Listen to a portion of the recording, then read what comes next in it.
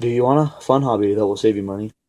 Well, if you are a fisherman, I'm going to tell you about that hobby. It is tying your own flies. Today, I'm going to go over what tools and materials you'll need to tie your flies, as long as cost of the items. There are a lot of materials out there that you won't need. You only need to buy materials for certain flies that you're going to tie.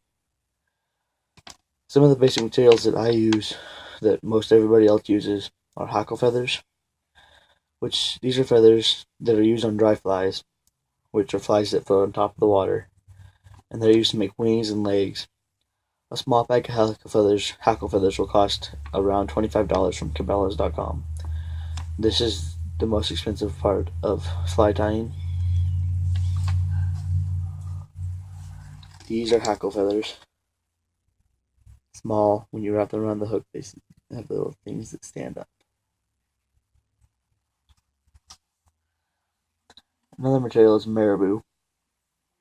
Marabou are also feathers, but they're big, fluffy feathers. These feathers are used for making tails and bodies on wet flies, which are flies that are underneath the water. They will cost around $8 a pack from Cabela's.com. The pack is about this big. Fluffy. Fluffy feathers. Another thing a lot of people use is a pheasant tail, which is used to make legs and tails on wet flies. A pheasant tail costs about $9 from Cabela's.com, which is actually a real pheasant tail.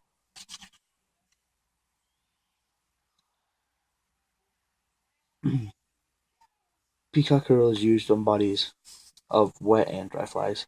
It costs about $5 a pack from Cabela's.com. Is this, and it's green.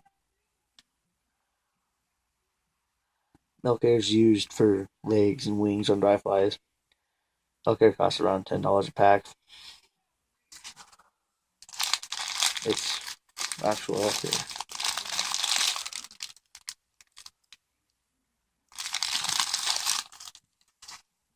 Another type of hair I use is moose hair, which is used for tails and legs on dry flies. It's only $3 a pack from Cabela's. It's actual hair. Another material that you will have to have is a hook. Now, dry fly hooks are typically very, very, very small hooks because flies are small. So, one material that nobody can tie flies without is thread. Thread is what will hold your fly together.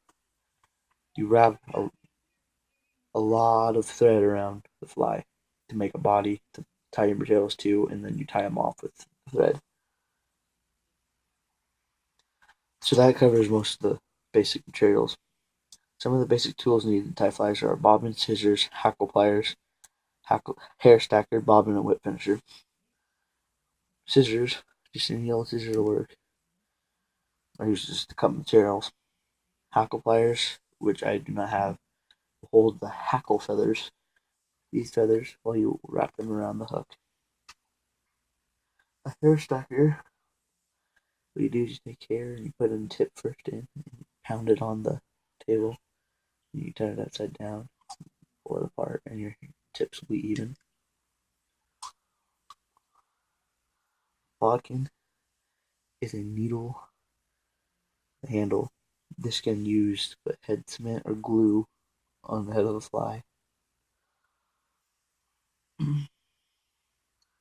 Need a whip finisher, which put your thread around, and you could turn it, twist it, and tie off your fly. A bobbin holds your thread. This is where you hold your thread.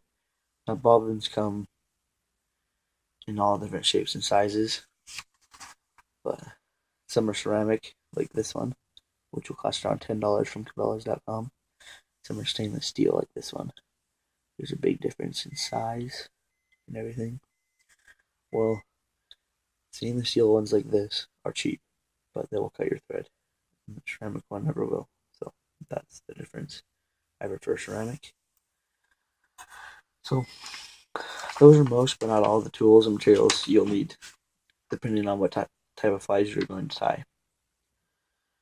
So if you enjoy fly fishing and would like a hobby that will save you money, why not tie your own flies?